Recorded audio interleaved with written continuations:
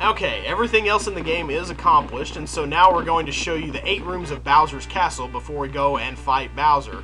When you go in the front door, you're going to be faced with one of 4 doors once you get inside, and you're going to have to play one of these mini levels, one of these sort of miniature vignettes of a level. You'll have to play through one of these, 1 through 4, and then once you beat that one, you'll have to play one from rooms 5 through 8, and then you'll go around to the back of the castle, go through that little stage, and then you'll move on to the Bowser fight proper. So we're going to check out all 8 doors in order, starting with number 1. For number 1, you want to have all 4 switches flipped, because you're going to need these right here to be... You're going to need these little parts by the lava, parts above the lava right here, to be intact. Don't want to get crushed. I should have maybe moved ahead a little. Okay, and now let's hop on over this. Excellent, that puts us right at the door. So that one's easy. Just have all your switches done up correctly. Okay, door number 2, a very easy one. And you can even get a 1-up if you play your cards right, which I'm playing my cards just mega stupid here. But there are just enough Koopa Troopas where you can get a 1-up out of the deal.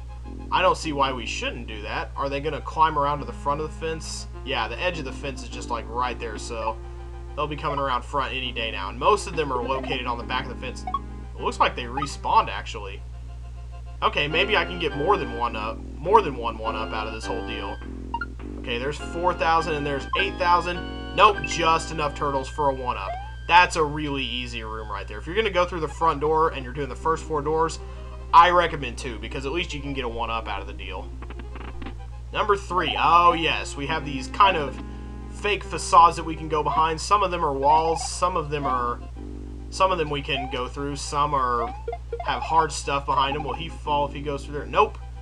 We basically have to find our way through this shaded maze that's got a foreground layer going on in front of us. I think we want to go up through this one right here. And we have to avoid Mecha Koopas all the while. We haven't seen Mecha Koopas at any point in the game until now. And actually, they're going to show up fairly prominently. You basically want to find anything that has a hole in it and go through that way.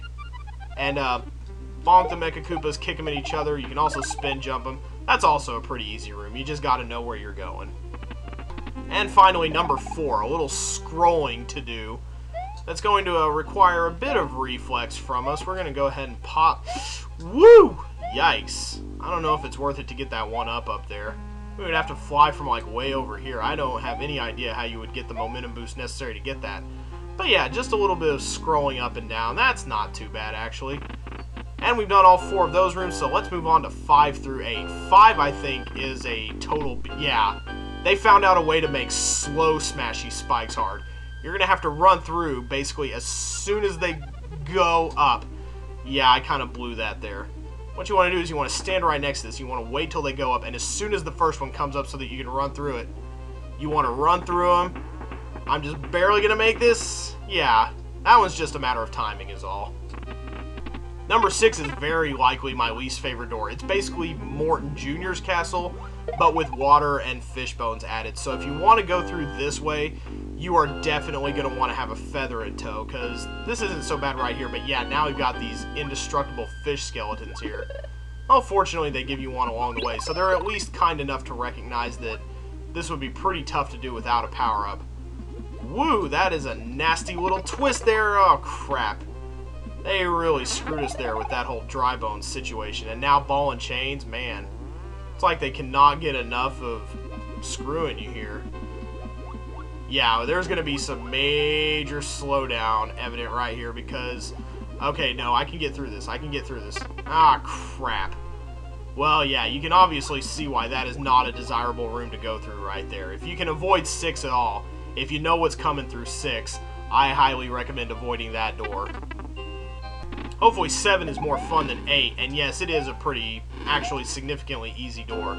We've got these jumping statues combined with the stationary ones that blow fire, and yes, all I think of the stationary ones blow fire, so yeah, that was a really short and easy room, actually. Wow, that one was simple compared to 6. And finally 8. Got a lot of bounce and chucks in here. Bounce and chucks, they just kind of get all vibrating and caffeine-y and then they jump at you. But fortunately, they give you a feather for this part, so Charging Chucks, any kind of Chuck can be killed in one hit with a feather whack, as you know. Wow, that was a cheap shot, Charlie. Okay, let's just kind of plow through all these guys. Yeah, just a bunch of bouncing Chucks, really. Not that much to get worked up about. But we have explored all 8 doors, so now we're going to go to the back door. This is where you start out if you go through the back door from the Valley Fortress. And here's the only time this little gimmick shows up. Turn on that strobe light. I almost did techno. That was stupid. Techno, disco, not the same thing. Although they have kind of taken various influences from each other, musically speaking. Let's go ahead and kick the stupid Mecha Koopa around. I don't really want to hang on to him. I don't like the Mecha Koopas. I think they're silly enemies. And I think they chose a weird time to introduce them. Kind of like a lot of things you find around here. But that's a pretty short segment. Once we go through the door, it's time for the Bowser fight. And like most enemies, kind of does that double hit progression that you see in games where like most bosses take X amount of hits, but the final boss takes 2X amount of hits. Bust out a little algebra action on you there. Oh, excuse me, a little algebra action on you there. Basically, Bowser is going to swoop over our heads in his clown mobile, and if you're afraid of clowns, you might want to turn your eyes away because this thing will end up getting in your face a few times. How did I get bumped aside like that? Ah, crap. Yep, pretty much figured they were going to cancel each other out there. So now I've already lost my feather and things are just hunky-dory. But what you want to do is you want to kick it up so that the Mecha Koopa lands on Bowser's head, and you want to get 2 hits. There's basically 2 hits per phase. Oh, hey. Way to stop. Oh, crap, I need to let go of him. Yikes. Okay, I thought I bounced on the one on the left, but whatever. Okay, that's it for that. Let's go ahead and let's kick him away. We don't want to deal with him anymore. This is why this is scary if you like clowns, because he gets all up in your face! And then some fire will rain down from the sky. Some cute little fire, if I may be honest. And we're going to jump through it like this. And now the princess is going to make a short appearance. Help! Help me, Mario! Help me! Now phase 2. Bowser stays up in the air for the most part. It's a little harder to get to him. And he's not going to throw out Mecha Koopas as often. Most of what he's going to do, you want him to kind of stop over you, and then he's going to turn over, not fall out of his clownmobile somehow, and he's going to release that giant ball at you that just rolls at you. I usually spin jump to get it out of my way. It's just like those gas bubbles, kind of in appearance and nature. You can spin jump, you can jump over it with a regular jump, or you can spin jump it. I prefer spin jumping because not as much calisthenics required. Okay, well, we got him with 1. That's going to leave 1 on the screen when we get him next time. Unless I happen to miss with that one, too. Yeah, I should probably just miss with 1 on purpose. That sounds like actually a fairly good idea. So, wait for the ball. It is a bit of a tedious wait, I do admit, but okay, let's go ahead and have him stop over us. Yes, you can see me down here. Surely I'm showing up on your clown radar, right, Bowser? Okay, yeah, we get rid of that one on purpose. We don't have to deal with any superfluous extras when we knock him out with this one. Okay, phase 3 coming up. Once again, he's going to retreat, go off to wherever he goes to shoot off that fire. Alright, we're going to stay to the left of it. And I think we're just going to walk forward to avoid this wave of fire. There we go. Ah, now we've got a spare. And now comes... This is actually one of the easier phases of the Clownmobile. You can tell he's getting mad. Bowser doesn't like being defeated, and neither does the Clownmobile. That shriek just looks evil. But he doesn't spit out any balls this time. He just spits out as many Mega Koopas basically as he did the first time. And he can kill them if he stomps on them. So when you activate one, you need to be careful. So let's go ahead and let's... Okay, I didn't mean to kill him, but I was going to try to get rid of one so that there wasn't one hanging around. Doesn't look like that really mattered that much, though, because we have defeated Bowser. Y'all going to move so we can see both of you? Yeah, there we go. That was a bit of poor blocking there. Mario is still not used to getting kisses from Peach. He still blushes every single time. Whether that's love or naivete, who knows. In fact, they're probably even just friends at this point. It's probably not even fun anymore. A well-earned vacation, I'd say. I don't take vacations, but Mario and crew do, and I would say they've earned it. They certainly work a lot harder to earn their vacations than I do. Ah, fireworks. Multicolored fireworks. Ah, a heart firework. That's so sweet. And now they just walk back toward home.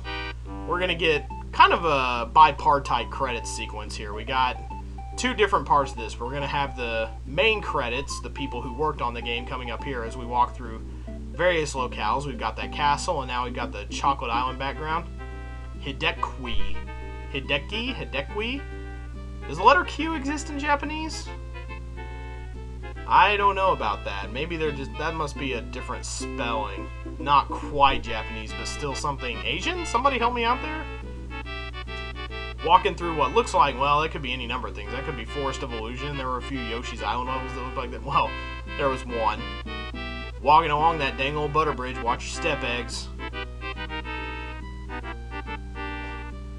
Okay. And Koji Kondo, the guy responsible for all those great songs you hear in Mario games. Alright, now we're getting a little closer to home here. This is more like Vanilla Dome, outside of Vanilla Dome type location. Okay. And now we'll be coming up on something more, that's sort of Donut Plainsy, I guess. Dave Brooks. That is a fake name. Who does that to their kid? Either somebody slipped up when they were typing Davey on the birth certificate, or his parents are just dumb. It's like, how do you spell Dave? I forgot. I think it is D-A-Y-V. That sounds about right. Okay, enough of my 50 IQ voice. Back at Yoshi's house. Finally a purpose for coming here. I love the gobsmacked look on their faces when the eggs start hatching. What? You mean eggs actually hatch? Oh, so we get a bunch of baby Yoshis. And the continuation of the species is ensured, which I guess is what we were fighting for this whole time, except not. And now we get this little, I like this little soft shoe song that plays here while they give you all the names of the enemies that you saw throughout the game. The Amazing Rando! No, the Amazing Flying Hammer Brother. I like, that's his full name. I wish there had been more games with an Amazing Flying Hammer Brother. Why didn't he branch out and do some more kind of stunty things? And you see the Pidgeot Bill down there. If we hadn't beaten the Special World, that would be just Bullet Bill. But since we beat the Special World and we effectively replaced the Bullet Bills with Pidgeot Bills, they're the ones that show up in the credits instead. So you actually get a slightly different credit sequence if you go through and beat the Star World and the Special World that goes along with it. There's your Mass Koopas that we never got to see, I don't think, in Bowser's Castle. Bowser's Castle is like stepping it up. Blarg. That just sounds like throwing up. And he threw up a skull raft. That's weird. That doesn't seem like something to be edible. Torpedo Ted. If I knew a guy named Ted, I would call him Torpedo Ted. And if he got it, he would be my best friend forever, if he got the reference. I like how boo is in quotes. Boo buddies, like sarcasm scary. They're boos. Boos. Lil Sparky. Lil is, I guess, short for Lillian, since they forgot all the apostrophes that are supposed to go into it when you write the word Lil. Ball and Chain. Oh, so I guess my wife was in this game. I'm just kidding. I love you, honey. Don't divorce me. I think I already made a Trent Reznor joke, so my well is dry here. And they didn't even show the little wheel that goes behind it. That was weird. I wish he had shown up like that at some point in the game. And Mecha Koopas thrown in as an afterthought in the credits, just like they were thrown in as an afterthought in the rest of the game. And all the Koopa kids. Roy with his awesome sunglasses, Wendy with her garish lipstick, the rest of you, Ludwig's crazy hair, all the rest of you. But that's it. That is all for Super Mario World. That's kind of a weird graphic there. Everybody looks all stretched out. Peach definitely looks a little frazzled. Her hair is sticking out in every which way from Sunday. But what am I doing complaining? This was a great game. And it's topped off with a great image. And I had fun playing it. So join us next time. We're going to do something a little different between games. I'm going to try something new out. And then we will move on to the next game proper. And, of course, you know the whole routine by this point. Title, teaser, all that good stuff. So stay tuned in the next few days for new and awesome things, and then familiar things, all sorts of things that you've seen and haven't seen before. See you guys.